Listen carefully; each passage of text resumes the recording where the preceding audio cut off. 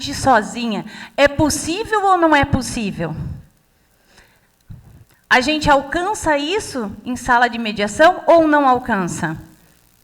Precisa, sim, vencermos altos desafios. Obrigada, meninas. Que é o quê? Formação, capacitação continuada, continuamente. Prática diária. Espaços de convivência e troca como esse. Para que a gente fale sobre isso. Para que isso faça sentido. Para que eu internalize e encontre o meu ser mediador. Amanhã vocês terão o Vesula aqui, que vai falar um pouquinho sobre isso, que é das referências, tanto o Pedro como o Vesula, em como a gente faz para soltar a corda, em como a gente atua nesse modelo. Então, a mediação ela vem nesse contexto de nos ensinar onde está o verdadeiro propósito, que não está em vencer o outro, que está em vencer o conflito, que não está em ganhar ou perder, mas que está em construir de forma conjunta. Quando alcançarmos isso, teremos uma evolução significativa e, quem sabe, realmente o propósito revolucionário da resolução possa ser efetivado. E é isso que a gente está propondo, diuturnamente dentro dos Sejusques no estado do Paraná. Que todas as pessoas que lá estejam exercitando a sua função de facilitador, de pacificador, que elas tenham esse propósito. E digo para vocês que não é fácil, porque a vontade da gente, a satisfação humana, só fica plenamente suprida quando parece que tem acordo. Às vezes os mediadores passam e falam, ai, hoje não deu. Então, nós, seres humanos, temos imbuídos nisso. Então, nós também estamos no espaço de construção desse nosso papel de mediador, esse perfil de mediador, que tem que ser alimentado diariamente, para que a gente alcance esse propósito de construção. Construção de uma sociedade que vai enxergar o conflito diferente, construção minha enquanto profissional, construção de que esses espaços cumpram a sua real missão diante das pessoas que nos procuram, que atinjam esse propósito. Então, realmente é desafiador. Para encerrar, digo para vocês que o conflito não é o fim. Na verdade, ele é o começo de algo que ainda podemos construir. E os Sejusques do Paraná vêm efetivando isso, não apenas em causas familiares, mas como cíveis, fazendárias, criminais. Nós estamos abrindo as esferas processuais, pré-processuais e de cidadania, para que as pessoas possam, talvez, ter a primeira vez um espaço de fala. Muito obrigada.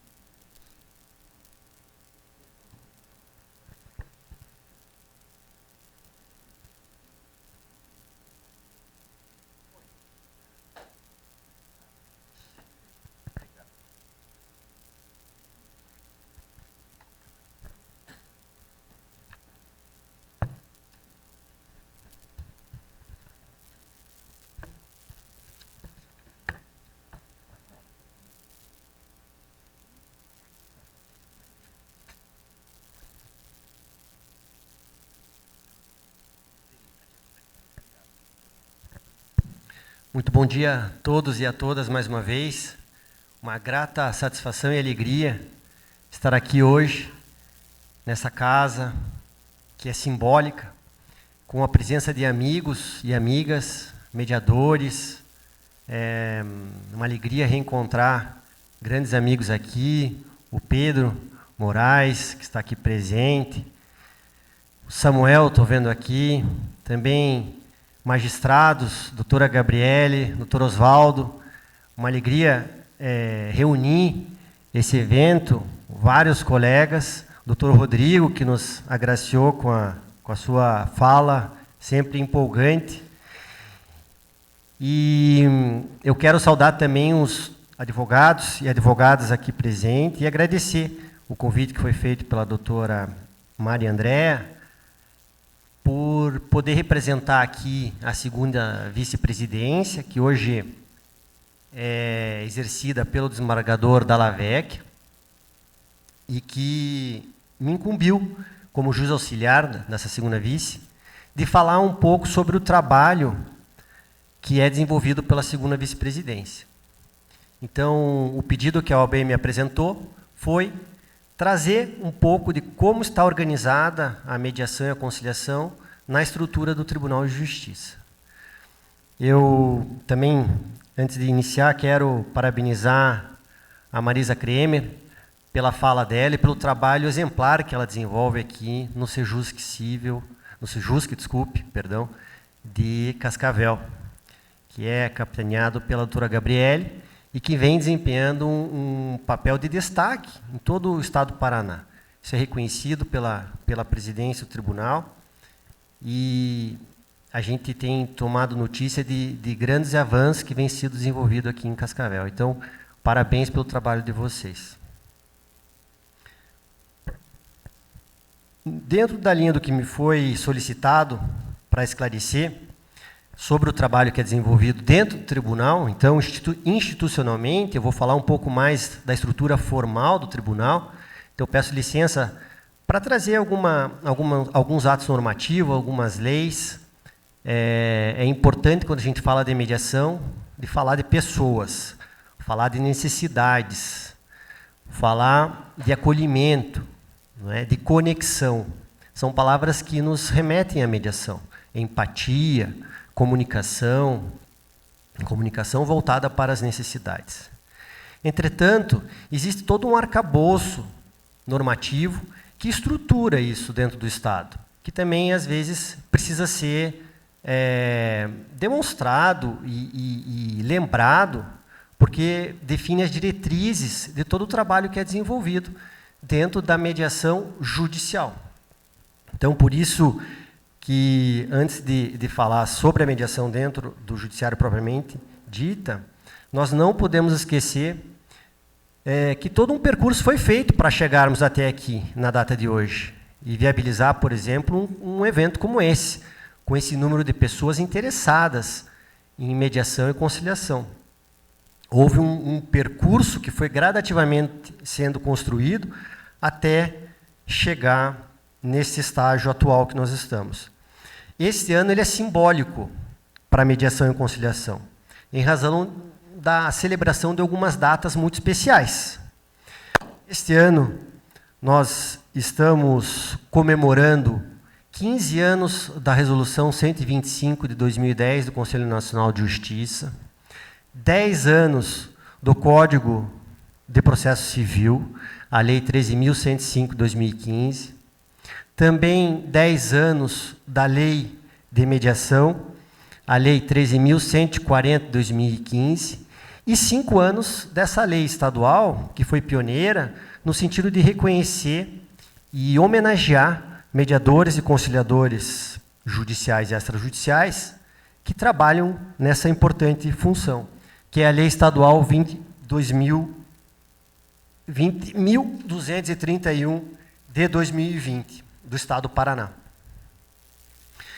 Então, são marcos importantes e que nós não podemos esquecer antes de avançarmos até o momento atual e como que a mediação acabou se estruturando dentro do sistema de justiça. Antes de nós pensarmos em todos esses atos normativos, nós não podemos esquecer que a mediação no Brasil, ela começa a ser desenvolvida muito antes de atos normativos que foram editados dentro do sistema de justiça. Então, dentro dos primórdios da mediação e da conciliação, nós podemos lembrar de diversas ações que foram sendo adotadas na iniciativa extrajudicial, na iniciativa privada, por pessoas que estavam envolvidas com métodos de solução consensual de conflitos. Então, não tem como deixar de lembrar, por exemplo, a iniciativa do IMAB, Instituto de Mediação e Arbitragem do Brasil, que foi fundado em 94, na cidade de Curitiba, e que teve participação do professor Juan Carlos Vezula, que vai nos agraciar amanhã com a sua fala, o maestro Vezula, juntamente com o Ângelo Volpe, que é um titular de cartório em Curitiba, entre outras pessoas, que desenvolveram esse instituto como forma de estudar, estimular a mediação dentro, como uma forma de solução de conflito. Além disso, congressos foram sendo realizados na década de 90, um congresso importante em Curitiba, no ano de 98, que reuniu mediadores do mundo inteiro e que o professor Vezula também estava envolvido. E também na esfera pública, nós podemos pensar nos primórdios, quando, por exemplo, o Código de Processo Civil de 73 já trouxe a figura da conciliação, assim como outros códigos anteriores de processo civil, como forma de estimular a comunicação, o diálogo e a construção conjunta. Claro que sem uma política pública, sem um contorno profissional, técnico, mas houve menção nessas leis anteriores sobre a conciliação. Ali também nós podemos pensar no juizado de pequenas causas, em 1984, quando foram instituídos, a própria lei do juizado especial, em 95, que também trouxe a conciliação como um marco significativo, e diversos projetos de magistrados que na década de 2000 foram sendo adotados em algumas varas, mas de maneira isolada, projetos de mediação familiar, projetos de mediação penal, projetos de mediação comunitária. Há inúmeras iniciativas de magistrados e magistradas pelo país que, antes da Resolução 125, já estavam pensando em formas de solucionar conflitos de forma consensual, de forma a permitir a participação das pessoas naquela tomada de decisão. Até nós chegarmos no movimento pela conciliação, que no ano de 2006 foi um movimento realizado pelo Supremo Tribunal Federal, em conjunto com o Conselho Nacional de Justiça, e muito incentivado pelo professor Kazuo Watanabe, que, na linha de repensar aquela cultura da sentença, que o Dr. Rodrigo nos trouxe uma reflexão sobre uma necessidade de mudança de paradigma. A cultura da sentença, que entendia que um conflito só poderia ser solucionado através de uma decisão impositiva de um juiz, uma decisão adjudicada por um juiz. E nos fez refletir sobre a necessidade de criação de uma cultura de pacificação social, transformando, então, essa ideia de necessariamente se resolver um conflito por uma sentença e se pensar em outras formas de se resolver um conflito. Esse movimento teve como base o artigo 5º, inciso 35 da Constituição Federal, que garante que o direito de acesso à justiça, ele não é um direito de simples acesso à justiça. Ele implica num direito de uma tutela adequada, efetiva e célere. E isso muitas vezes implica na oferta de um serviço que permita que as próprias pessoas resolvam seus conflitos por elas próprias, não necessariamente através de uma sentença. Depois desse movimento pela conciliação, em 2010, adveio a Resolução 125, que realmente quebra todo um paradigma que existia no nosso sistema de justiça. Resolução 125 cria, pela primeira vez, uma política pública de tratamento adequado dos conflitos. Até então, nunca havia sido feito isso de forma institucional. E essa resolução, então, por isso a importância dela, ela traz originariamente essa ideia de uma política que vai vigorar em todo o sistema de justiça, de uma forma organizada, de uma forma harmônica, entrando junto com o sistema da heterocomposição, com ideias que permitam a implantação de métodos autocompositivos de solução de conflitos. Essa resolução também traz a ideia de desenvolvimento dos centros judiciários de solução de conflitos, como a Marisa nos trouxe, e trazendo a importante função de permitir a solução de conflitos durante o curso do processo, ou seja, a realização de mediação e conciliação já no curso do processo, mas também permitindo, de uma forma pré-processual, que os conflitos fossem resolvidos dentro desses centros judiciários de solução de conflito. Foi pela primeira vez, então, que houve essa ideia de um sejusque pré-processual. E os objetivos dessa resolução, entre outros, visavam a disseminação de uma cultura de pacificação, efetivamente, estimular a prestação de serviços de autocompositivos de qualidade e, por último, incentivar os tribunais a se organizarem localmente em cada uma das unidades da federação para que a mediação e a conciliação fossem desenvolvidas. A resolução 125 traz, pela primeira vez, uma ideia de que deve ocorrer um novo acesso à justiça. O que significava isso? Acesso à justiça é diferente de acesso ao judiciário. Eu posso ter acesso ao judiciário, mas não ter necessariamente acesso a uma verdadeira justiça. E aí, nós entramos dentro da ideia do que o Dr. Rodrigo nos trouxe, de legitimação. Porque existem pesquisas que demonstram que o grau de satisfação das pessoas com o serviço judiciário dependem da sensação delas de que o procedimento foi justo. E outras pesquisas em complementação demonstram que a participação das pessoas na seleção do método, do processo, da forma como vai ser solucionado aquele conflito, aumenta essa percepção de justiça. Então, se chegou a essa conclusão de que essa participação na escolha pode implicar também na sensação de que justiça foi feita naquela situação, ainda que a pessoa não consiga exatamente aquilo que ela veio buscar. Tudo isso são ideias que ficaram implementadas dentro da Resolução 125, através dos seus diversos institutos. Depois, nós podemos pensar no Código de Processo Civil, a Lei 13.105, de 2015, que trouxe o princípio da consensualidade como um dos pilares do sistema de justiça. Isso já estava, na verdade, nós não podemos esquecer, isso já estava no preâmbulo da Constituição Federal.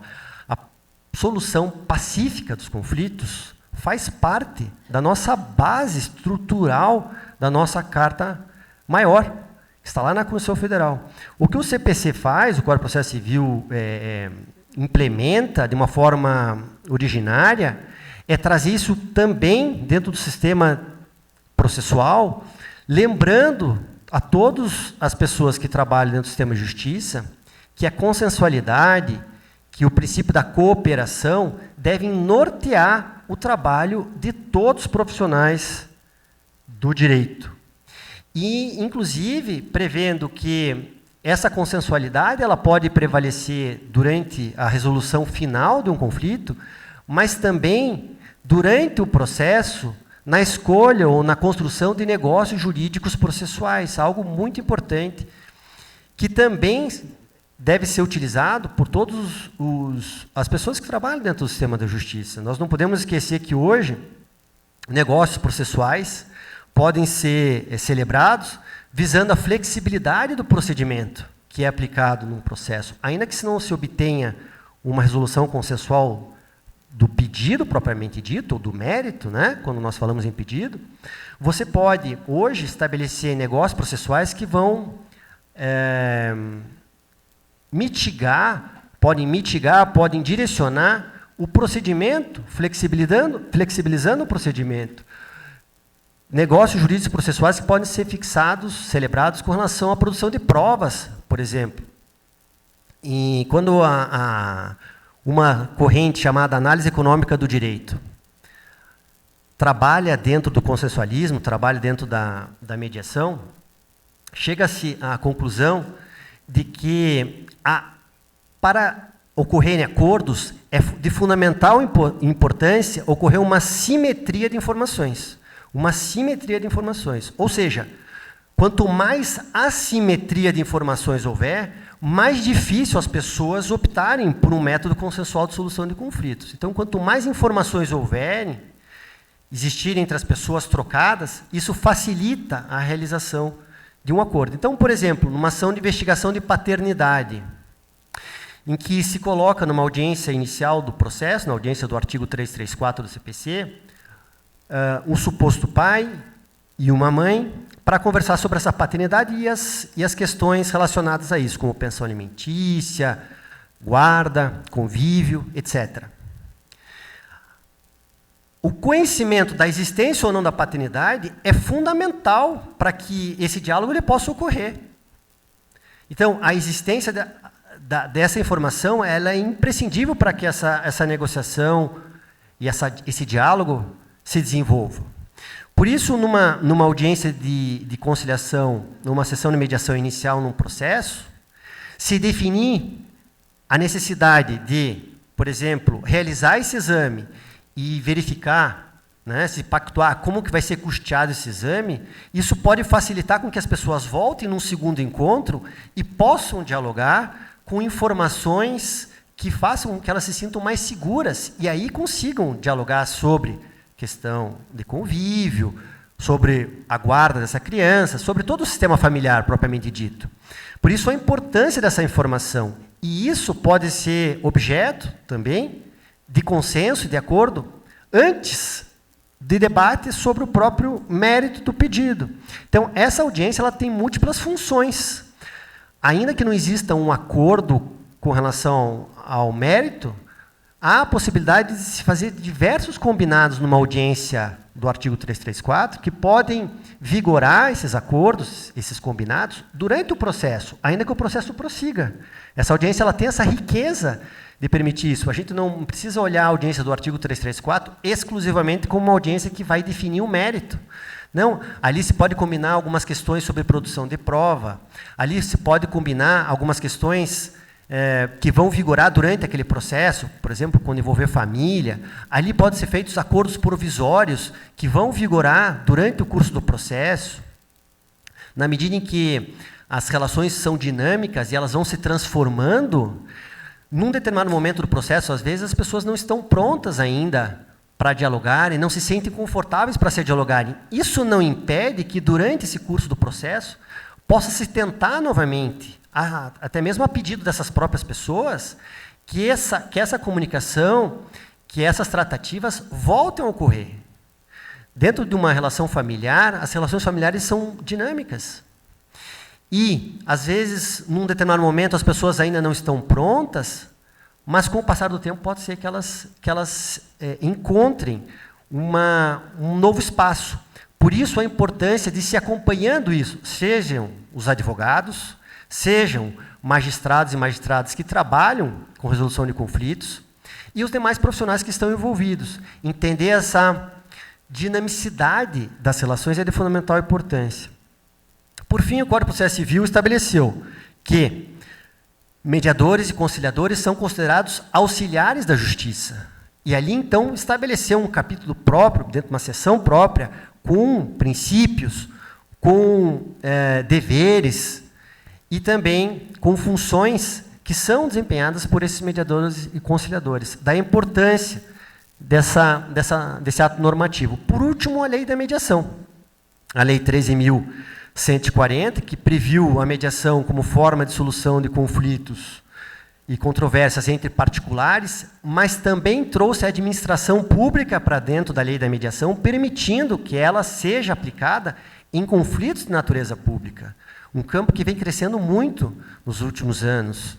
Mediação na área tributária, mediação em demandas em que o Estado está envolvido, isso tem se tornado cada vez mais comum e um campo, um espaço, né, de trabalho muito grande. E ali, então, nessa lei, foram previstos os princípios, funções do mediador e procedimentos, algo que não havia existido até então. Diante de tudo isso, de todos esses atos normativos e toda a estrutura que nós temos hoje no sistema judicial, pode-se pensar num sistema de autocomposição, que é composto, hoje, dentro do sistema processual brasileiro, que até pouco tempo atrás era composto exclusivamente por uma única opção, que era a heterocomposição, a decisão adjudicada por um juiz, hoje permite diversas opções dentro do próprio sistema de justiça. Isso tudo foi criado com todos esses atos normativos, iniciando lá pela Resolução 125, até chegarmos nesse momento atual. Essas opções que existem em cada uma dessas portas são os métodos de solução de conflitos adequados, que podem englobar a autocomposição, mas que também podem englobar a heterocomposição, inclusive extrajudicialmente, quando nós pensamos, por exemplo, na arbitragem. São diversas formas de solução de conflitos hoje que o sistema de justiça oferece para as pessoas solucionarem seus conflitos. E como que essas opções elas podem ser escolhidas? São características intrínsecas de cada conflito, as peculiaridades de cada conflito, aspectos relativos a cada conflito e a cada pessoa é que podem influenciar a escolha desses métodos. O custo financeiro, por exemplo, se nós pensarmos em alguns critérios que podem ser utilizados para a escolha, o custo financeiro, a celeridade, o sigilo, a manutenção de relacionamentos, a necessidade da manutenção, a importância da manutenção do relacionamento para aquelas pessoas, a flexibilidade procedimental, os custos emocionais na composição da disputa. Esses são fatores que podem ser levados em consideração no momento de eu escolher quais das opções que eu posso seguir. Assim, havendo uma disputa, por exemplo, em que existe a necessidade de se manter vínculo entre um determinado grupo de pessoas, como, por exemplo, numa situação familiar, em que existem filhos, em que a relação de conjugalidade foi rompida, mas a relação de parentalidade, as funções parentais vão continuar sendo desenvolvidas dentro daquele sistema familiar, é de fundamental importância se ofertar uma forma de solução de conflitos que permita o diálogo e permita a construção de um plano de parentalidade para o futuro. Porque há necessidade dessas pessoas continuarem desempenhando os seus papéis dentro daquele sistema. Isso vale para empresas também. Muitas vezes, sócios de empresas que vão continuar mantendo relacionamentos precisam de um espaço em que seja possível a construção desse diálogo intermediada por um terceiro, porque muitas vezes eles não conseguem manter esse diálogo por conta própria, e que permita, então, o planejamento futuro daquela sociedade empresária. Isso vale para o campo das sucessões, um campo riquíssimo para a mediação, e que, vejam, pelo rito previsto no Código de Processo Civil, não prevê nenhuma audiência e nenhuma oportunidade daquelas pessoas sentarem e conhecerem. Muitas vezes a pessoa falecida, a última coisa que ela queria era ver a dissolução daquela família. E é justamente ao contrário que o sistema tradicional, judicial, acaba prevendo um procedimento extremamente burocrático, documental, em que não permite esse diálogo construído. Claro que é plenamente possível o magistrado ou a magistrada encaminhar esse processo para uma autocomposição. As próprias pessoas podem optar isso, inclusive extrajudicialmente, inclusive em cartórios hoje em dia. Né? A mediação extrajudicial que vem sendo desempenhada por projeto da segunda vice-presidência, juntamente com a corregedoria, em cartórios, nos serviços notariais de registro. Plenamente possível o desenvolvimento de uma mediação em sucessões nesse campo, em serviços notariais. Além da mediação propriamente extrajudicial, a mediação desempenhada por todos os mediadores que atuam no mercado profissional e que podem trabalhar com esses conflitos. Então, tudo isso vai depender, essas escolhas, de um chamado princípio da adaptabilidade, que foi pensado por um processualista e que, então, previu nosso grande mestre chegando aí, Desenvolvedor Bacelar. Seja bem-vindo. Bom te ver. Pelo princípio da adaptabilidade. E que também nos traz a ideia do Fórum de Múltiplas Portas. O Fórum de Múltiplas Portas foi pensado pelo professor Frank Sander, na década de 70, um professor de Harvard, que pensou num fórum de múltiplas portas como um centro de resolução de disputas. Então, o que foi pensado? Naquela época, nos Estados Unidos, na década de 70, havia uma grande quantidade de processos no sistema de justiça e ali vinham sendo desenvolvidos diversos estudos para repensar a forma de se fazer justiça nos Estados Unidos. E então o professor Frank Sander pensa nesse centro de justiça como um centro em que se ofertaria diversas possibilidades de solução de conflitos para que as pessoas pudessem escolher e não optar necessariamente pela sentença judicial, pela sentença adjudicada.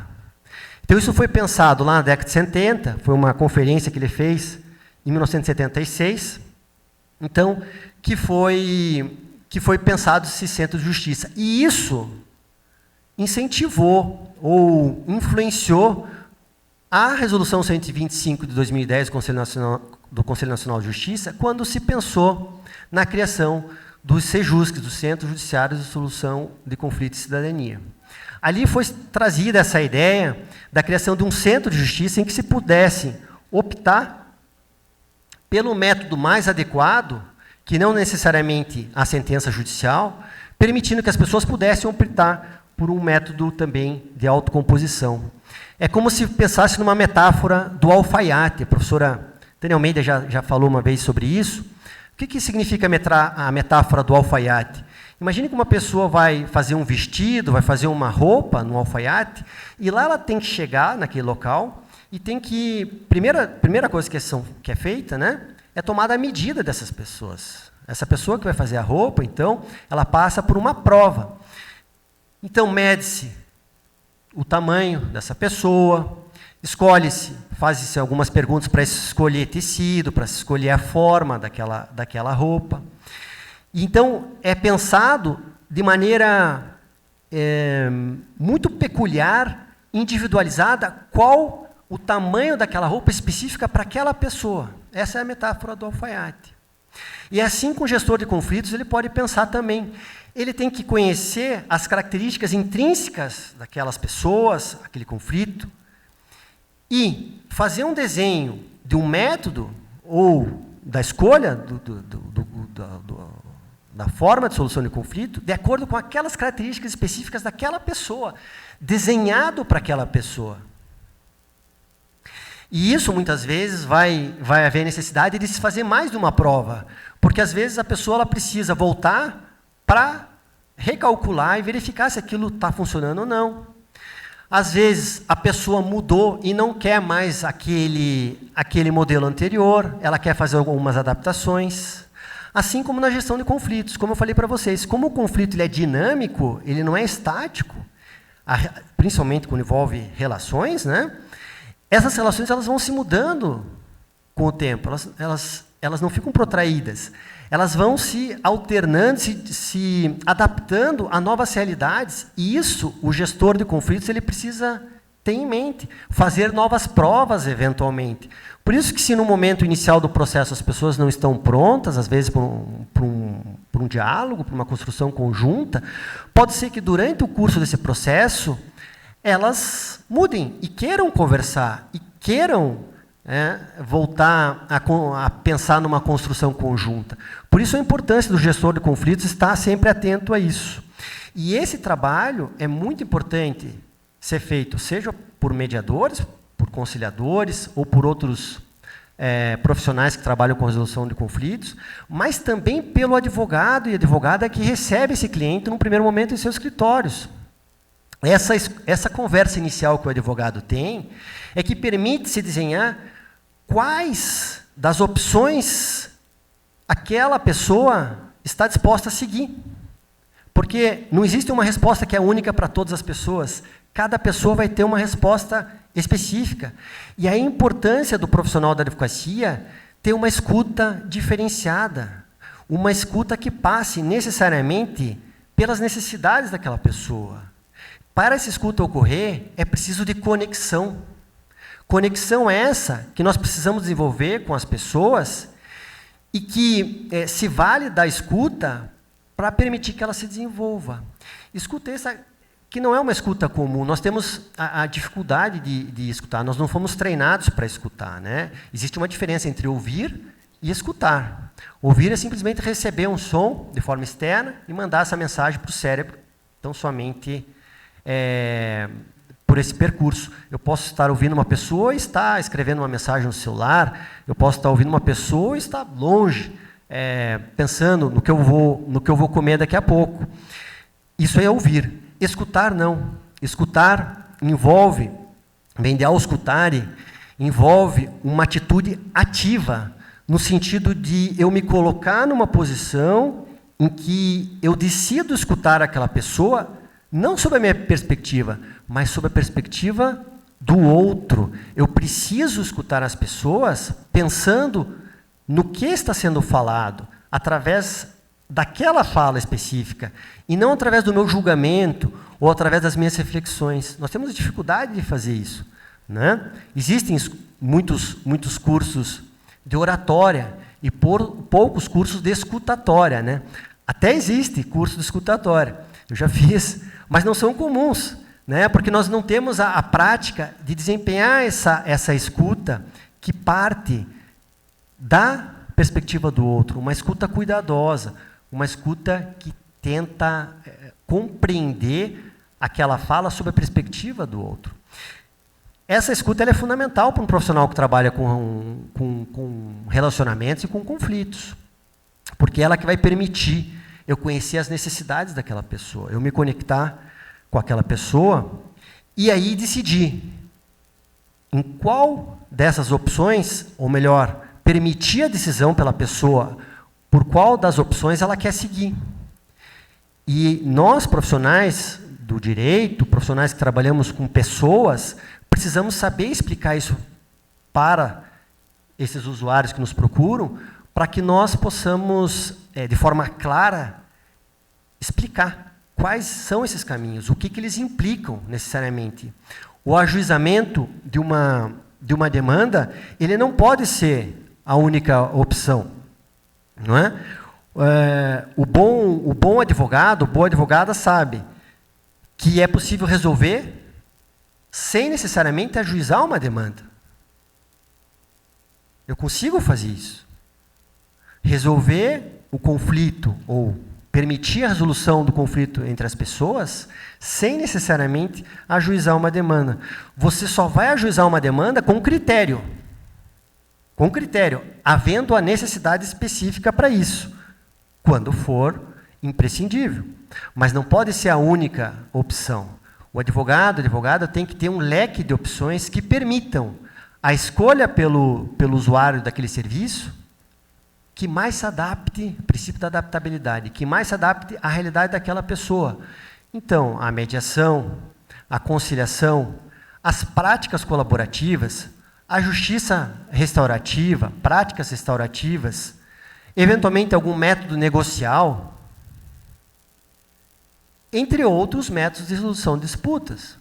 professor Diego Falek, fala em design de sistema de disputas, permitindo que se possa amoldar uma forma de solução de conflitos que se adapte à realidade daquelas pessoas específicas, de acordo com alguns critérios que devem ser colhidos, que devem ser conhecidos pelo gestor de conflitos. É essa a ideia quando nós pensamos num sistema de autocomposição com novas opções dentro de um sistema multiportas. E aí, se nós pensarmos hoje como está estruturada a mediação e a conciliação dentro do sistema brasileiro de justiça, né, nós temos o Conselho Nacional de Justiça, que pensa a política nacional, a política pública nacional de tratamento adequado de conflitos, estabelece as diretrizes para a implementação da política pública de tratamento adequado de conflitos, além de também desenvolver os parâmetros curriculares mínimos para os cursos para a capacitação de mediadores e conciliadores. Esse é o trabalho principal do Conselho Nacional de Justiça, entre outras funções também relevantes. Nós também podemos pensar, abaixo do Conselho Nacional de Justiça, nos núcleos permanentes de métodos consensuais de solução de conflitos, os chamados NUPEMECs. Esses órgãos são compostos por magistrados e servidores, magistrados e magistradas aposentados e da ativa, também por servidores, e tem como objetivo principal desenvolver a política pública judiciária de tratamento adequado de conflitos no âmbito dos estados. Né? O NUPEMEC seria como se fosse o cérebro desse sistema. Ele desenvolve a política de tratamento adequado de conflitos, ele promove a instalação do Centro Judiciário de Solução de Conflitos e Cidadania, ele promove a atualização para os mediadores, conciliadores e servidores, os gestores de SEJUSCs. Ele cria, ou criou já e cria, né, os cadastros de conciliadores e mediadores judiciais, além de promover a interlocução entre outros tribunais, entre outros NUPEMECs, e com órgãos da sociedade privada. É o NUPEMEC que tem essa função de permitir todo esse intercâmbio de ideias e relações. E, por fim, os SEJUSCs, que são os Centros Judiciários de Solução de Conflitos e Cidadania, que foram muito bem exemplificados pela Marisa, e é onde realmente, como se fosse o corpo, aí então, no NUPEMEC o cérebro, aqui o corpo, são os órgãos que vão fazer toda a gestão das sessões de mediação e audiências de conciliação no sistema. É onde realmente é produzido o resultado, é onde estão facilitadores de justiça restaurativa, é onde estão mediadores, conciliadores, profissionais que vão trabalhar com a solução consensual de conflitos. Atualmente, no Paraná, nós temos 176 Centros Judiciários de Solução de Conflitos e Cidadania, no primeiro grau, e um SEJUSC no segundo grau, que atua junto aos processos que tramitam no Tribunal de Justiça do Estado do Paraná. Esses SEJUSCs, como eu falei para vocês, desenvolvem um trabalho durante o curso do processo, mas também numa forma pré-processual, antes do juizamento da demanda. Qualquer cidadão brasileiro pode chegar num SEJUSC e apresentar uma situação que ele pretende ver resolvida, e ali, então, é expedida uma carta-convite, e a outra pessoa vai ser chamada para comparecer nesse SEJUSC, e ali, então, iniciar uma conversa, enfim, com um trabalho realizado por mediadores e conciliadores. É o SEJUSC pré-processual, que tem uma função de extrema relevância no que diz respeito à desjudicialização das demandas, permitindo que as pessoas possam dialogar antes do ajuizamento propriamente de um processo judicial. E também existe, na estrutura do sistema de justiça paranaense, uma central de apoio que tem a função de apoiar todos os SEJUSCs, no sentido de auxiliar, conversar sobre fluxo, apresentar modelos, tirar toda e qualquer dúvida que esses SEJUSCs eventualmente venham a ter. Atualmente, como eu falei para vocês, eu auxilio o desembargador Dalla Vecchia, que é o desembargador que preside a segunda vice-presidência do Tribunal de Justiça do Paraná, e dentro do plano de ação que foi feito pelo desembargador, Existem algumas ações estratégicas que vêm sendo desenvolvidas na área da mediação e conciliação, alguns projetos que já existem lá, que já existiam antes da Assunção, mas outros que vêm sendo desenvolvidos. E lembrando que a segunda vice-presidência ela tem 3 funções dentro do Tribunal de Justiça do Paraná. Ela trabalha com o sistema da autocomposição, é ela que coordena e administra, gere todo o sistema da autocomposição, mas também cuida de todos os juizados especiais, a supervisão dos juizados especiais, hoje, está com a segunda vice-presidência, e todos os projetos de cidadania também que tramitam dentro do Tribunal de Justiça, incumbem dentre as funções da segunda vice-presidência.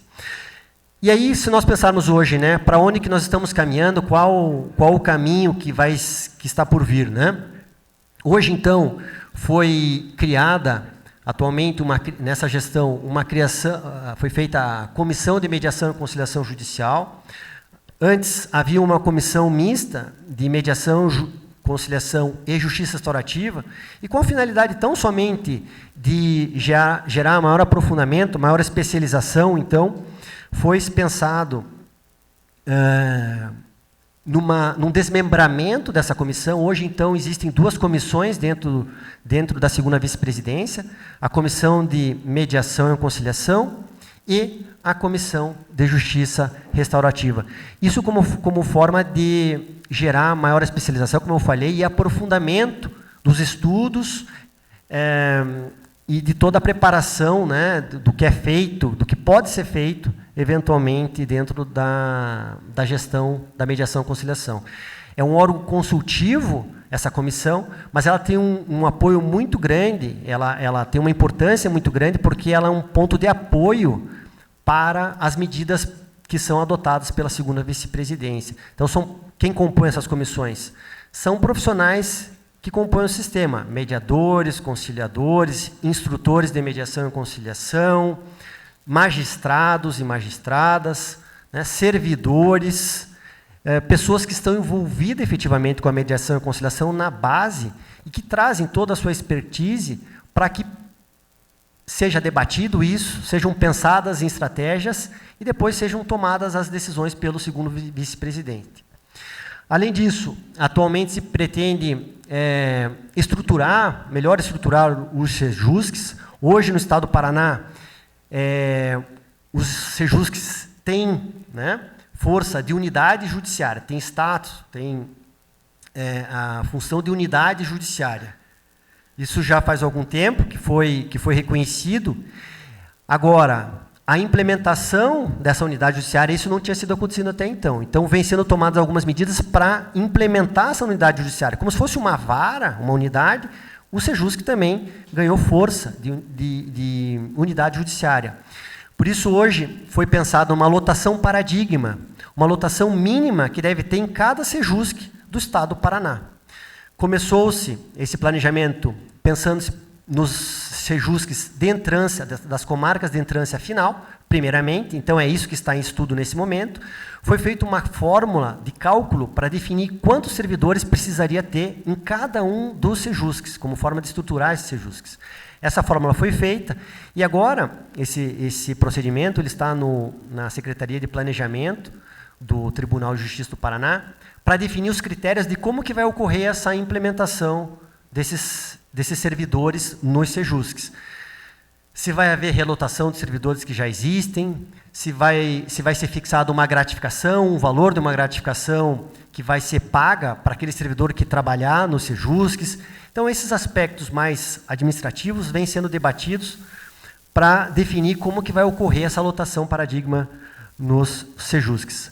Além disso, vem se pensando também no desenvolvimento de 2 modelos de SEJUSC que são bem importantes, mas que acabaram não avançando muito, que é o SEJUSC fazendário, SEJUSC que pode trabalhar com demandas de natureza tributária, por exemplo, e o SEJUSC saúde, SEJUSC que pode trabalhar com demandas na área de saúde também. São dois modelos que está se pensando como forma de estimular a autocomposição nesse tipo de demanda, nesse tipo de matéria, de uma maneira mais organizada, institucionalizada, né, englobando todo o Paraná.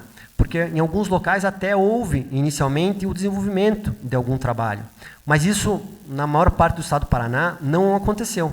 Não houve uma continuidade nesses serviços. Eu já te coloco, só para colocar essa ideia, e aí, então, essa é uma outra ação que vem sendo adotada, além do estímulo da adoção dos Sejusques dos endividados. Esse é um projeto que já existe um Sejusc específico na comarca de Curitiba, mas que pode ser desenvolvido por qualquer Sejusc também, né? Que visa atender aquelas pessoas que estão com diversas dívidas financeiras, muitas vezes envolvendo instituições bancárias, né? Então, dentro do que foi estabelecido no Código de Defesa do Consumidor, é possível, né, se negociar essas dívidas de uma forma coletiva. Então, isso também já é trabalho desenvolvido em alguns Sejuscs, mas que se pretende permitir que sejam desenvolvidos em outros locais também. Além disso, está se pensando numa campanha de aproximação e valorização dos Sejuscs, no sentido de a segunda vice-presidência se aproximar dos Sejuscs e compreender quais são as dificuldades e necessidades que passam por aquele juiz, aquela juíza que coordena um Sejusc, o gestor daquele Sejusc, entender, muitas vezes, como que o trabalho é desenvolvido naquele local, reconhecendo ou conhecendo, muitas vezes, boas práticas que podem ser replicadas em outros locais. Um trabalho, então, de valorização desses centros judiciários de solução de conflitos e valorização desses mediadores e conciliadores.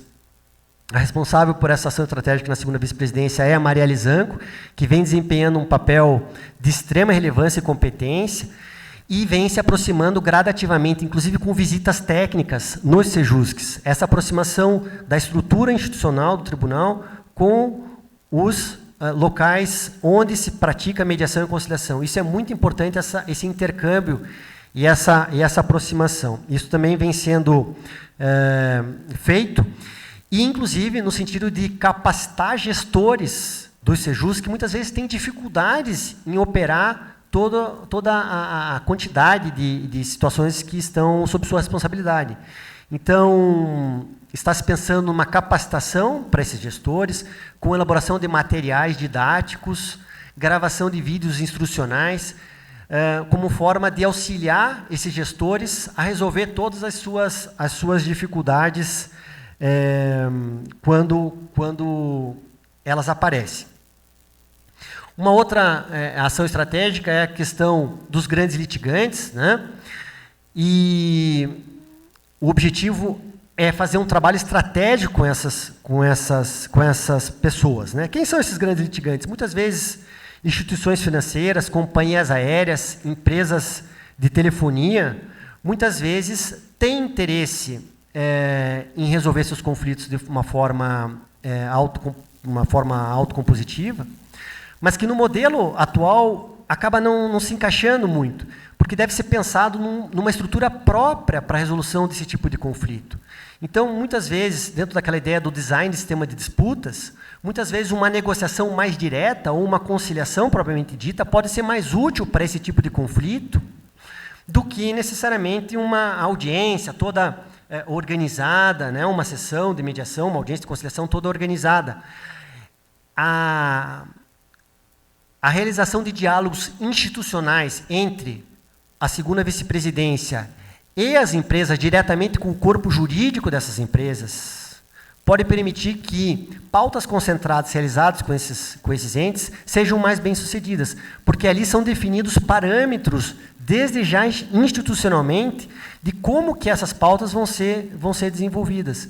Então, quando isso é resolvido institucionalmente, abre-se portas para se encontrar melhores caminhos, inclusive prevendo a possibilidade de capacitação dos prepostos dessas empresas que vão participar dessas pautas concentradas.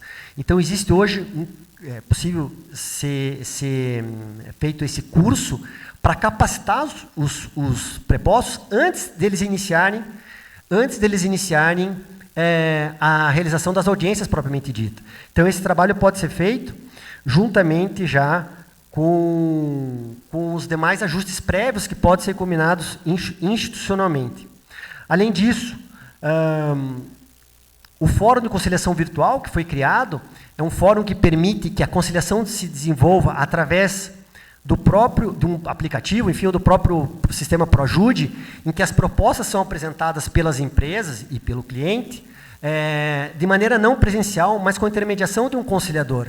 Esse fórum de conciliação virtual ele tem encontrado algumas barreiras, algumas dificuldades, no que diz respeito ao próprio ProJude, mas nós estamos buscando soluções para isso, de forma a estimular que, nesse tipo de conflito, em que demandam grandes litigantes, se possa realizar algum outro tipo de oferta de serviço, que não aquela oferta tradicional de mediação e conciliação, mas que permita também que as pessoas tragam, né, propostas que façam sentido para elas e que possam atender as necessidades que elas possuem.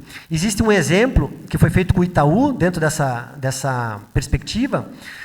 Hoje, todas as pessoas que chegam no Juizado Especial de Curitiba para ajuizar uma demanda contra o Itaú, que seja abaixo de 20 salários mínimos, essas pessoas chegam para fazer a termação no balcão e ali é explicado para elas que existe esse projeto, junto com o Itaú, que foi feito um termo de convênio, em que a pessoa é esclarecida sobre a possibilidade dela ser encaminhada para o Sejusc pré-processual. Ou seja, ela é encaminhada para uma audiência prévia, sem fazer toda a termação dela, e lá naquele local, essa audiência é realizada com bastante proximidade, com menos de 30 dias, e lá naquele local vai ter um advogado do corpo jurídico do próprio Itaú, com margem de negociação e preparado em métodos autocompositivos. Esse advogado passou por uma capacitação e essa pessoa, então, entra numa conciliação, numa audiência de conciliação com esse advogado,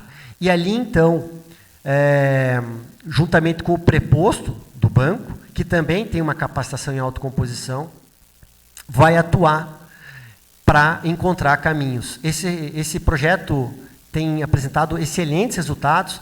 Muitas vezes, na maior parte das vezes, são celebrados acordos que depois são homologados e aquela questão é arquivada. Quando não é possível obter um acordo, essa termação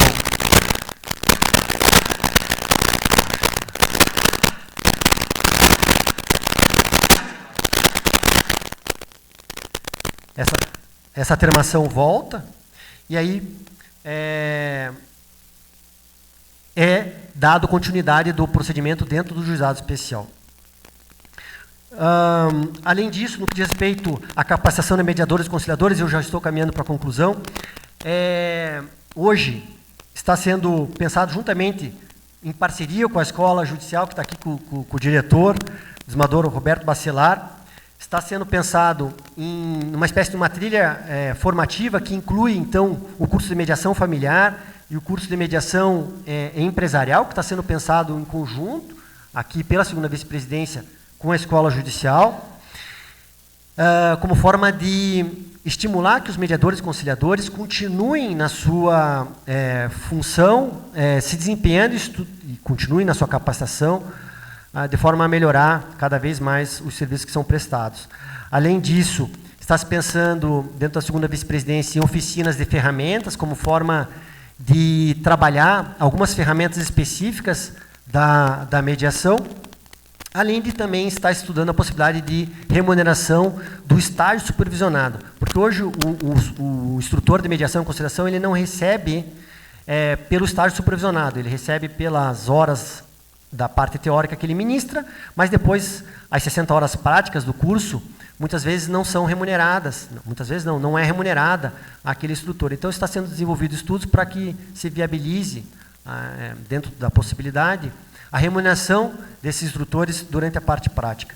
Por fim, tem-se pensado também em parcerias com outras instituições, com a Defensoria Pública, o Estado do Paraná, através da Procuradoria-Geral do Estado, universidades, OAB, conselhos regionais,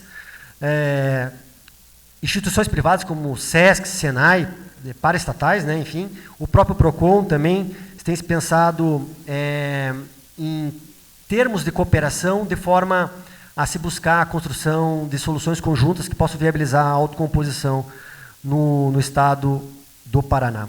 Por fim, está se pensando na reformulação do canal do YouTube da segunda vice-presidência, bem como do Instagram, no sentido de permitir que ali também sejam feitos, além das lives, que geralmente são feitas estimulando assuntos como mediação, justiça restaurativa e autocomposição de maneira geral, mas também vídeos instrucionais que ajudem tanto o cidadão a conhecer o sistema, a conhecer o NUPEMEC, a conhecer os SEJUSCs, a entender como que ele pode ajuizar um pedido, né, como ele pode fazer um pedido no SEJUSC pré, a explicar para ele como que ocorre uma mediação, como que ocorre uma conciliação, desmistificar muitas vezes para algumas pessoas que não conhecem exatamente o que é, né, e podem encontrar ali, então, um local onde elas vão entender minimamente o que vai se encontrar dentro do serviço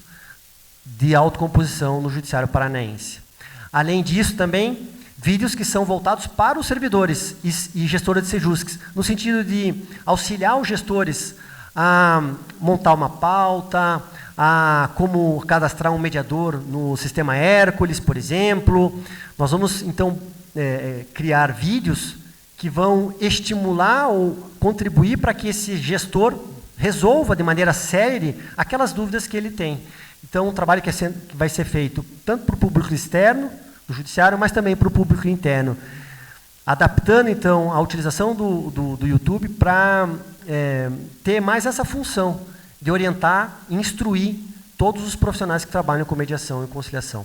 Por fim, nós estamos trabalhando muitas questões que surgem nos SEJUSCs, encontram barreiras dentro do sistema judicial que nós temos, que é o ProJude. Muitas vezes, algumas coisas relacionadas ao SEJUSC não se adaptam ao sistema eletrônico que nós temos. Então, nós estamos buscando também resolver todas essas dificuldades, essas barreiras, e além de desenvolver plataforma que permita a busca do SEJUSC pré por um sistema eletrônico numa página da internet. Já a pessoa buscaria ali a resolver já a sua questão pré-processual. São essas, mais ou menos, algumas ações que estão sendo tomadas nessa gestão, entre outras que eu falei para vocês que envolvem as matérias que são trabalhadas ali na segunda vice-presidência, mas essas que eu gostaria de apresentar para vocês. Eu quero agradecer a oportunidade de estar aqui com vocês hoje, parabenizar a OAB mais Cascavel, mais uma vez, por essa iniciativa de permitir esse debate entre grandes pensadores aqui da mediação e da conciliação nacional, até internacional, né? Nós temos o professor Maestro Vesula, o Pedro também, que representam os seus respectivos países. Então, muito rico esse evento que está sendo realizado pela OAB Cascavel. Eu parabenizo e termino pedindo uma salva de palmas aos mediadores e conciliadores que transformam a justiça desse país e tornam possível nós humanizarmos a justiça cada dia mais. Muito obrigado pelo tempo de vocês, pela escuta, e fico sempre à disposição. Muito obrigado.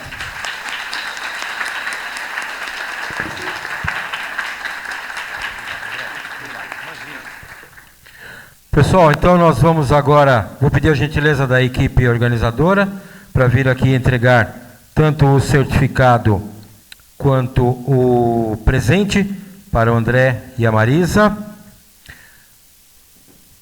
Em virtude do horário, nós não vamos abrir para questões, mas eles estarão, a parte da tarde, estarão no período da tarde e amanhã conosco também. Então, vocês vão poder ficar à vontade para tirar as dúvidas de vocês com eles durante os nossos intervalos. Lembrando, teremos agora um intervalo para almoço, um intervalo um pouco mais longo. Os organizadores e os palestrantes irão almoçar na casa do Marquês,